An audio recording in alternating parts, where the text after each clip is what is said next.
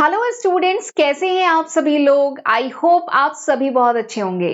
तो चलिए फिर आज का लेक्चर हम लोग स्टार्ट करते हैं। इस समय हम डिस्कस कर रहे हैं यूजीसी नेट एग्जामिनेशन में जो कॉमर्स का सब्जेक्ट है, इसका पेपर 2, इसके प्रीवियस ईयर के जो क्वेश्चन आए हुए हैं वो हम इस सीरीज में डिस्कस कर रहे हैं। एंड इस सीरीज में आज मेरा 11th लेक्चर वीडियो है। 10 लेक्चर वीडियो मैं ऑलरेडी इस सीरीज में अपलोड कर चुकी हूँ। ठीक है, तो अगर आपने पिछले लेक्चर वीडियो नहीं देखे हैं तो जरूर उन वीडियोस को भी रेफर करिएगा। ठीक है, जिसमें मैंने बहुत सारे क्वेश्चन पिछले 2017 से लेके 2024 तक जितने भी क्वेश्चन आए उसमें बहुत सारे क्वेश्चन हमने पिछले 10 लेक्चर वीडियो में डिस्कस किए हैं। एंड आज हम कुछ और क्वेश्चन डिस्कस करने वाले हैं। तो चलिए फिर स्टार्ट करते हैं आज का लेक्चर। आज जो सबसे पहला हम क्वेश्चन डिस्कस करने जा रहे हैं ये आया हुआ है जून 2019 में आया हुआ क्वेश्चन है। क्वेश्चन क्या है कि merger of two companies under the board of industrial and financial reconstruction यानी BIFR supervision is known as, यानी जब दो कंपनीज का मर्जर होता है under the supervision of BIFR यानी board of industrial and financial reconstruction के सुपरविजन में जब दो कंपनीज का मर्जर होता है तो उसको क्या कहा जाता है। क्या उसको ऑफर फॉर सेल कहा जाता है, क्या उसको निगोशिएटेड मर्जर कहा जाता है, क्या उसको रिवर्स मर्जर कहा जाता है, या उसको अरेंज्ड मर्जर कहा जाता है। तो इन चारों में से क्या है ऑप्शन आपको बताना है। अच्छा क्वेश्चन है ये, जून 2019 में आया हुआ क्वेश्चन है। ठीक, तो चलिए मैं इन चारों ही ऑप्शन के बारे में आपको बता देती हूँ, फिर आपको खुद ही समझ में आ जाएगा कि कौन सा इसमें आंसर है। ठीक, सबसे पहले हम बात करते हैं offer for sale. Offer for sale क्या होता है कि अगर कंपनी जो है अपने जो शेयर है पब्लिक को सेल करे तो that is called offer for sale. इसको ऑफर फॉर सेल कहते हैं कि कंपनी जो है अपनी कंपनी के शेयर या कंपनी के जो टॉप मैनेजमेंट के लोग हैं वो कंपनी के शेयर पब्लिक को जब ऑफर करते हैं बेचने के लिए, पब्लिक को ऑफर करते हैं तो उसे कहा जाता है ऑफर फॉर सेल। देखिए मैंने लिखा है ऑफर फॉर सेल, यानी जब कंपनी या उसके जो मेन शेयर होल्डर है पब्लिक को शेयर सेल करें तो उसे ऑफर फॉर सेल कहते हैं। ठीक, अगला क्या है रिवर्स मर्जर। अगला क्या है रिवर्स मर्जर। तो रिवर्स मर्जर को रिवर्स टेकओवर भी कहा जाता है। इसमें basically private company acquire control of publicly listed company, यानी प्राइवेट कंपनी जब पब्लिकली जो लिस्टेड कंपनी है उनके शेयर एक्वायर करती है, उनके शेयर खरीदती हैं तो उसको कहा जाता है रिवर्स मर्जर। ठीक, अगला क्या है निगोशिएटेड मर्जर। निगोशिएटेड मर्जर क्या होता है कि जब दो कंपनी आपसी सहमति से, ठीक है, निगोशिएट करके कंबाइन करती हैं तो उसको कहते हैं निगोशिएटेड मर्जर, या कह लीजिए फ्रेंडली मर्जर भी कहा जाता है।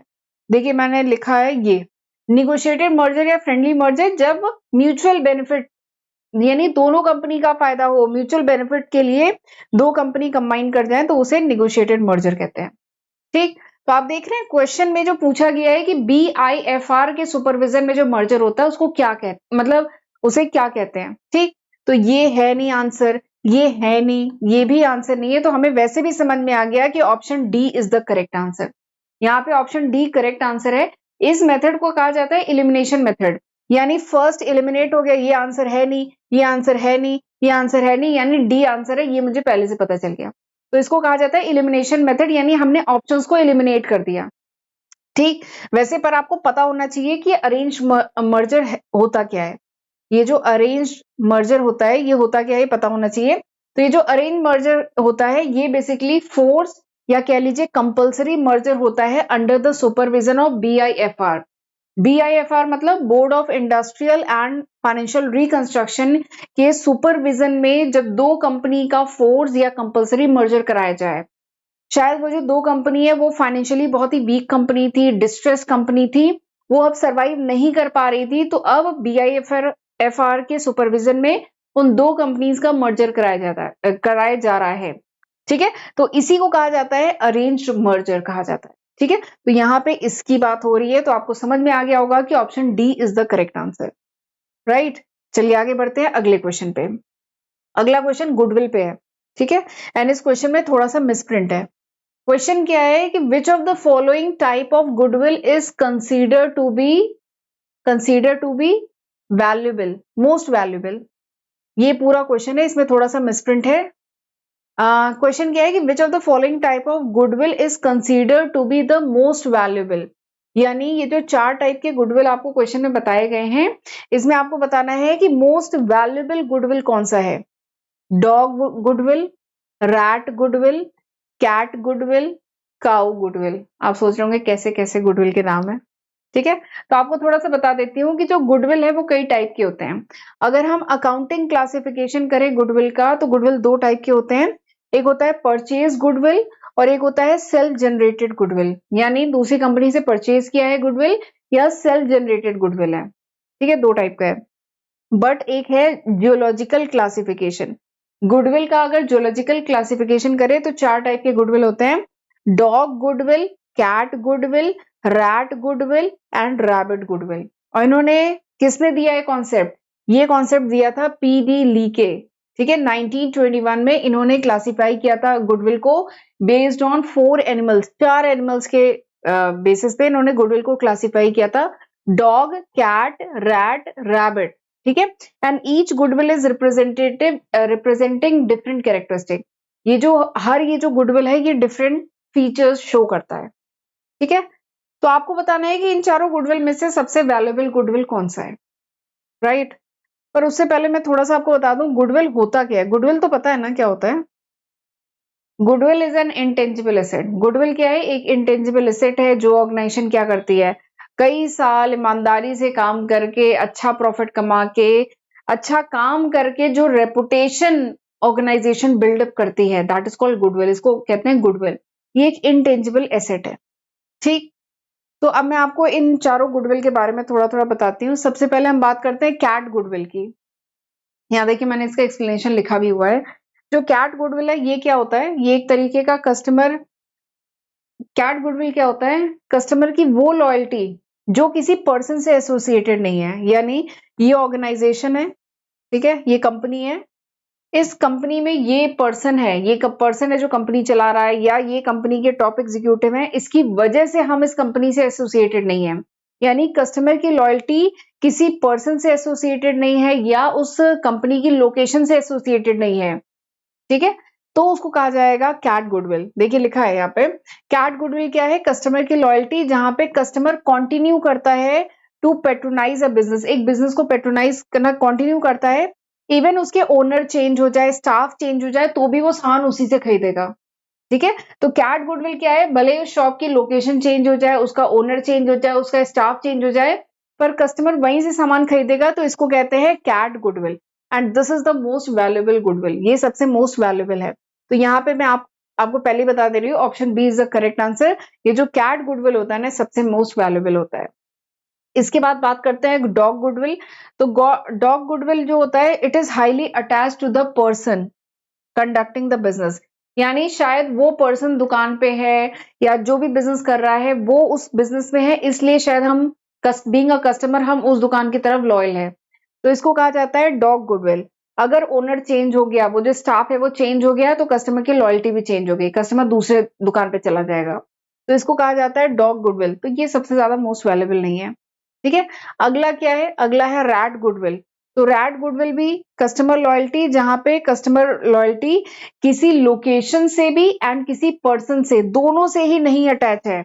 यानी कोई भी बिजनेस करे एंड कोई भी लोकेशन पे करे, कस्टमर की लॉयल्टी अटैच नहीं है, यानी कस्टमर बहुत ही कैजुअल अप्रोच है, तो उसको कहते हैं रैट गुडविल। इसे रैट गुडविल कहा जाता है, ठीक है। तो यानी सबसे ज्यादा वैल्यूएबल जो गुडविल है दैट इज कैट गुडविल। और काउ गुडविल कुछ नहीं होता है, रैबिट गुडविल होता है, काउ गुडविल कुछ नहीं होता है। तो ये कंफ्यूज करने के लिए दिया है। तो आपको आंसर पता चल गया, option B is the correct answer. दिसंबर 2019 का आया हुआ क्वेश्चन है। चलिए आगे बढ़ते हैं अगले क्वेश्चन पे। अगला क्वेश्चन एक बार पढ़ लीजिए पहले। ये क्वेश्चन कहां से है? ये क्वेश्चन है एमेलमेशन। हाँ, एमेलमेशन जो टॉपिक है ना, उससे ये क्वेश्चन दिया गया है। क्वेश्चन क्या है कि which of the following is not the method of calculating और ascertaining the amount of purchase consideration. यानी आपको बताना है कि चार मेथड के नाम दिए गए हैं, आपको बताना है कि इसमें से कौन सा मेथड परचेज कंसीडरेशन को कैलकुलेट करने का मेथड नहीं है। पीसी, परचेज कंसीडरेशन को कैलकुलेट करने का मेथड नहीं है, ठीक है। तो मैं बता दूं पहले आपको कि एक टॉपिक है एमेलगमेशन ऑफ कंपनी, ठीक है। एमेलगमेशन ऑफ कंपनी, दो कंपनी कंबाइन करती हैं, एमेलगमेट करती हैं, and a new company form, this is called amalgamation. A and B company combine करती है एंड एक नई कंपनी फॉर्म होती है A B, this is called amalgamation, ठीक है। तो ये वहां से है। इसमें दो कंपनी होती है, एक होती है ट्रांसफरी कंपनी, एक होती है ट्रांसफरर कंपनी। एमलमेशन डिटेल में पढ़ना है तो अपने चैनल पे ऑलरेडी मैं डिटेल में पढ़ा चुकी हूँ, सेपरेट वीडियो बना हुआ है, आप सर्च कर सकते हैं। तो एमलमेशन में क्या होता है, एक होता है ट्रांसफरी कंपनी, एक होता है ट्रांसफरर कंपनी।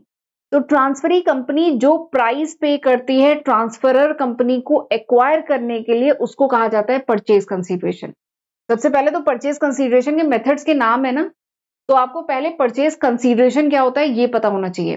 तो परचेज कंसीडरेशन क्या है, ट्रांसफरी कंपनी जो भी प्राइस पे करती है ट्रांसफरर कंपनी को एक्वायर करने के लिए, इसको कहा जाता है परचेज कंसीडरेशन। ठीक। अब परचेज कंसीडरेशन को कैलकुलेट करने के चार मेथड हैं। एक है लमसम पेमेंट मेथड, एक है नेट पेमेंट मेथड, एक है आपका ये नेट एसेट मेथड, और एक है शेयर एक्सचेंज मेथड। तो ये चार सिंपल से मेथड हैं परचेज कंसीडरेशन को कैलकुलेट करने के। ठीक है, ग्रॉस रिसिप्ट मेथड कोई मेथड नहीं है। ठीक है, दिस इज द आंसर, ये है आंसर। कि कौन सा मेथड नहीं है, तो नेट पेमेंट मेथड है, नेट एसेट मेथड है, शेयर एक्सचेंज मेथड चौथा मेथड है, और एक और होता है लमसम पेमेंट मेथड। ठीक है, तो ये मेथड है। ये देखिए इसकी डिटेलिंग यहाँ मैंने लिखी हुई है, एक बार इसे रीड कर लीजिएगा। तो option C is the correct answer, gross receipt method. तो ये कोई मेथड नहीं है।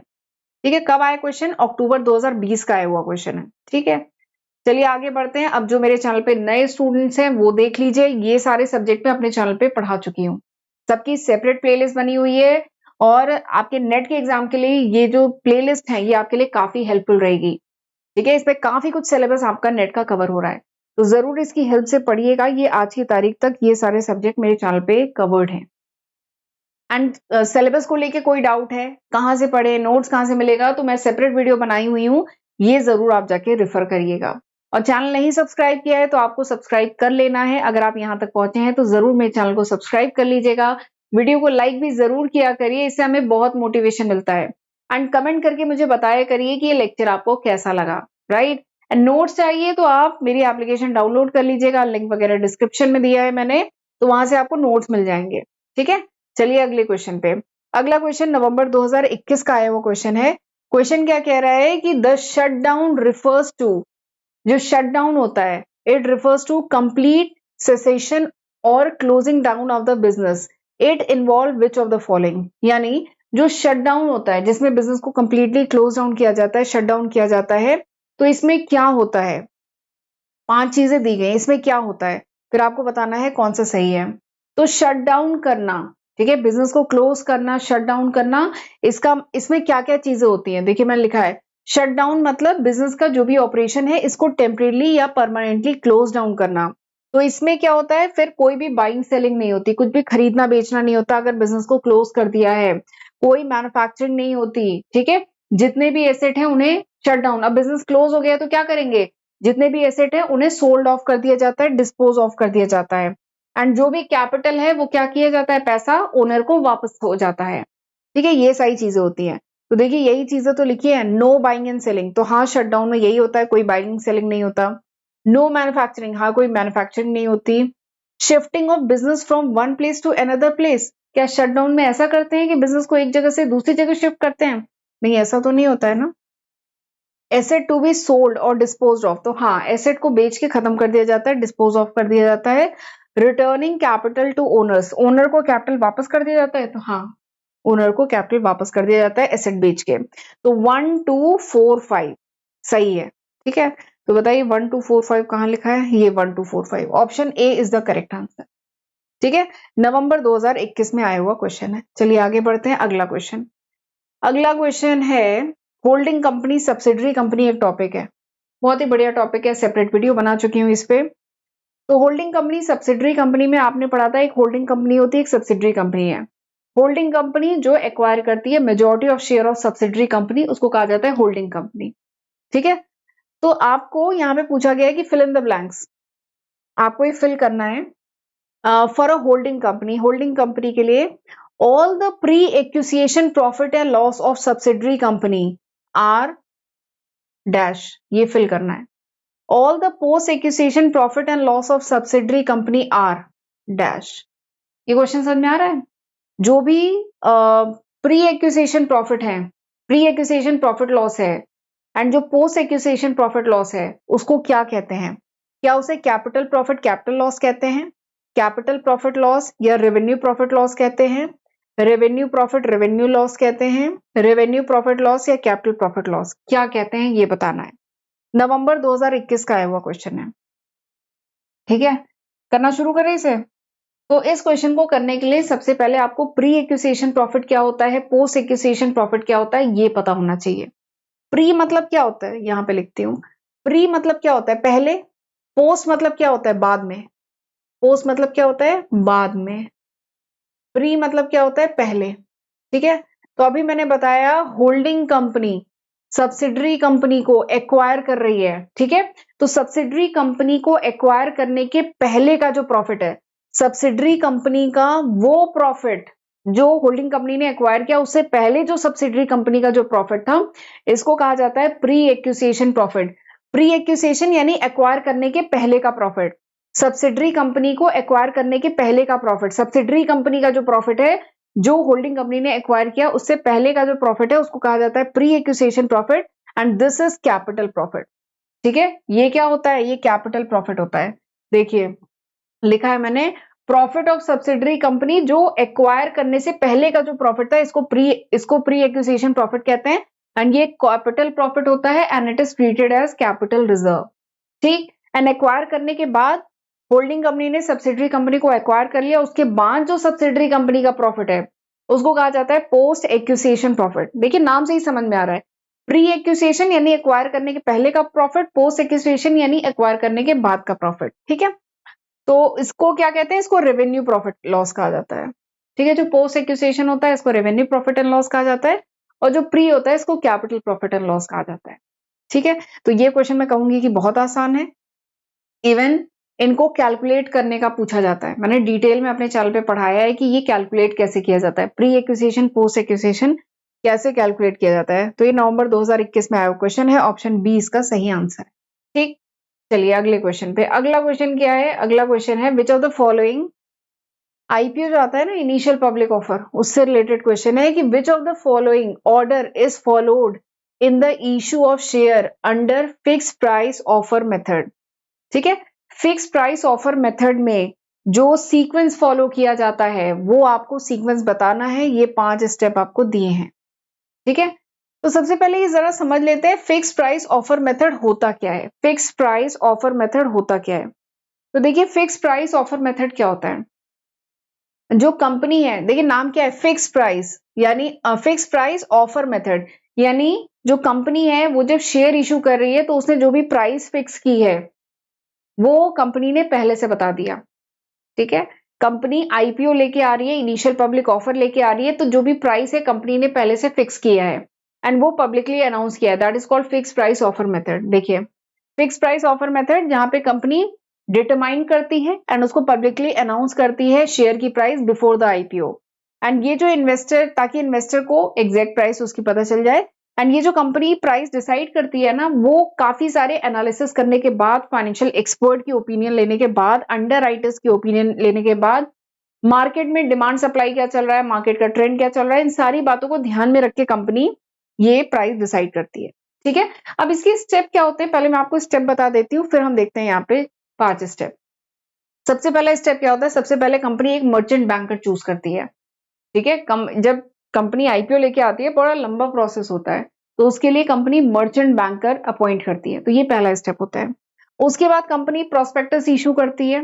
वैसे ये जो क्वेश्चन है ना, ये मैं डिटेल में अपने चैनल पे पढ़ा चुकी हूँ, पूरा फ्लो चार्ट में मैंने बताया डिटेल में, ये बड़ा इंटरेस्टिंग है, शेयर कैपिटल पे मेरा वीडियो है, उसमें मैंने पढ़ाया है। ठीक है, उसके बाद कंपनी प्रोस्पेक्टस इशू करती है। ठीक है, एप्लीकेशन फॉर्म बेसिकली इशू करती है। उसके बाद लोग एप्लीकेशन के लिए अप्लाई करते हैं, एप्लीकेशन अप्लाई करते हैं, तो वही है, प्रोस्पेक्टस इशू किया, उसके बाद receipt bye the company of application of share, उसके बाद लोग एप्लीकेशन लेके एप्लीकेशन सबमिट करते हैं कि हमें इतने शेयर चाहिए, इतने शेयर चाहिए, एप्लीकेशन सबमिट करते हैं।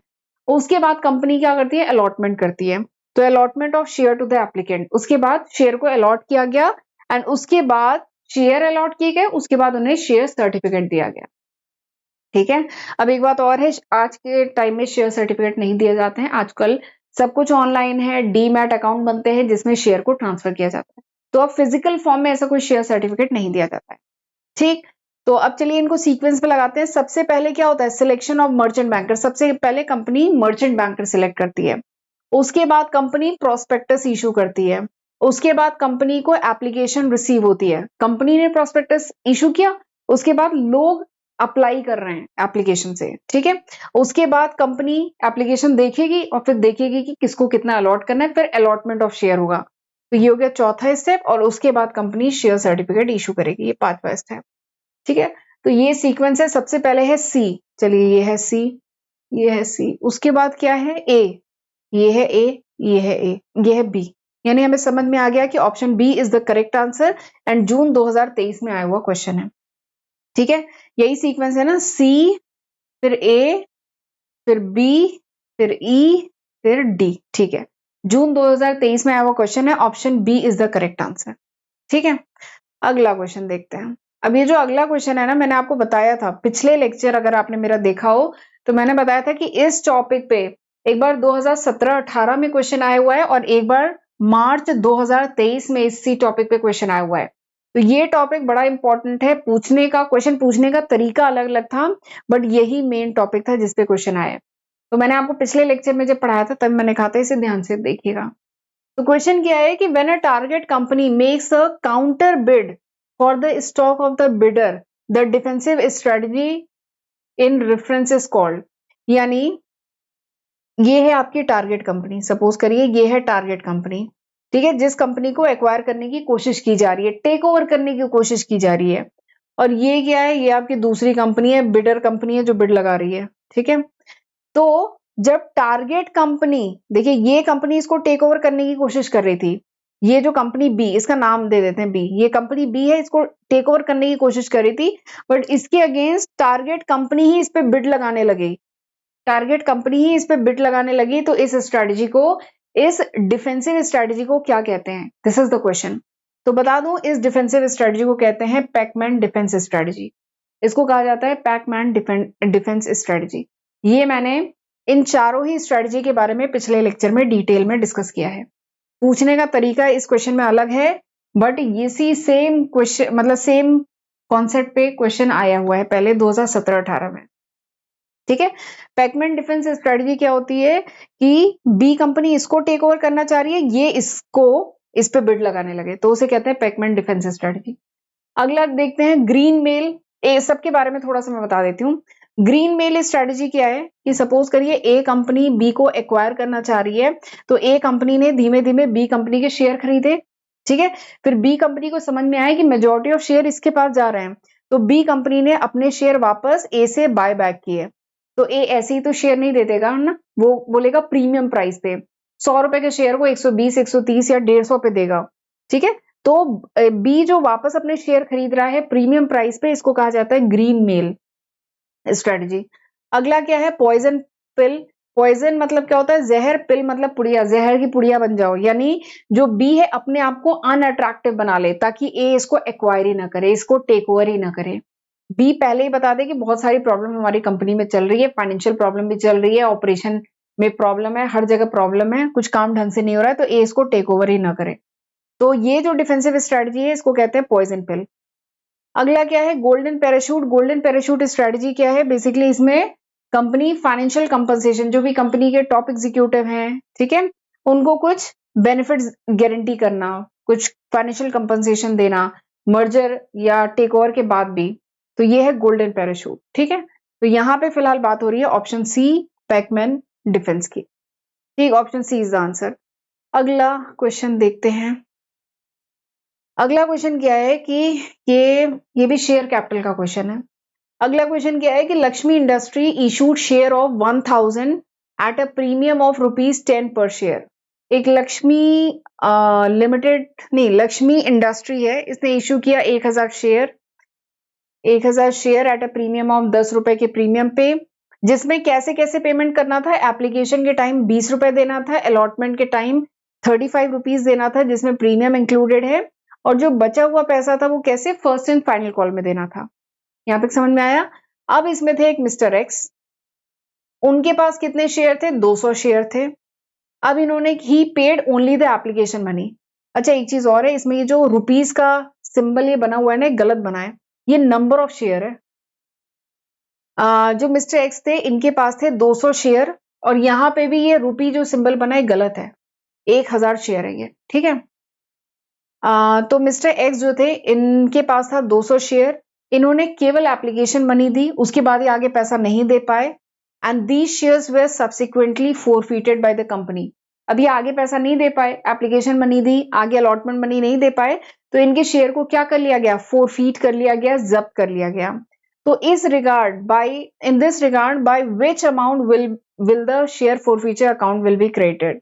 तो आपको बताना है कि शेयर फोरफीचर अकाउंट में कितना अमाउंट क्रेडिट होगा अगर मिस्टर एक्स के 200 शेयर फोरफीट कर लिए गए तो, ठीक है। तो मैं बता दूं मिस्टर एक्स के पास कितने शेयर थे, 200 शेयर थे, और ये क्या नहीं दे पाए, ये देखिए फोरफीट क्या किया जाता है, फोरफीट जब्त वो अमाउंट किया जाता है जो उसने पे किया है।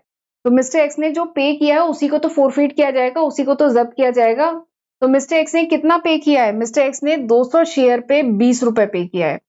मिस्टर एक्स ने केवल एप्लीकेशन मनी पे की है ना, एप्लीकेशन मनी कितनी है, 20 रुपए। तो मिस्टर एक्स के पास थे 200 शेयर जिसपे उन्होंने केवल 20 रुपए पे किया है, यानी 4000 रुपए इन्होंने पे किया है, ठीक है। इन्होंने कितना पे किया है, 4000 रुपए पे किया है, तो वही जब्त किया जाएगा, शेयर फोरफीचर अकाउंट उसी से क्रेडिट होगा, यानी option A is the correct answer, ठीक है। दिसंबर 2023 का आया हुआ क्वेश्चन है, राइट। तो चलिए यहां तक आई होप आपको समझ में आ गया होगा। आज का लेक्चर अब वाइंड अप करते हैं, बहुत सारे क्वेश्चन मैंने डिस्कस कर लिए। आज का लेक्चर वाइंड अप करती हूँ, देख लीजिए ये सारे सब्जेक्ट में पढ़ा चुकी हूँ अपने चैनल पे, एक बार फिर से बता रही हूँ। एंड आपको अब क्या करना है, यहाँ तक अगर पहुंचे हैं तो चैनल को सब्सक्राइब कर लीजिए अगर अभी तक नहीं किया है, एंड प्लीज कमेंट में मुझे बता के जाइएगा कि ये लेक्चर वीडियो आपको कैसा लगा, ठीक है। तो चलिए फिर मिलते हैं अगले लेक्चर वीडियो में, तब तक अपना ध्यान रखिएगा। God bless you.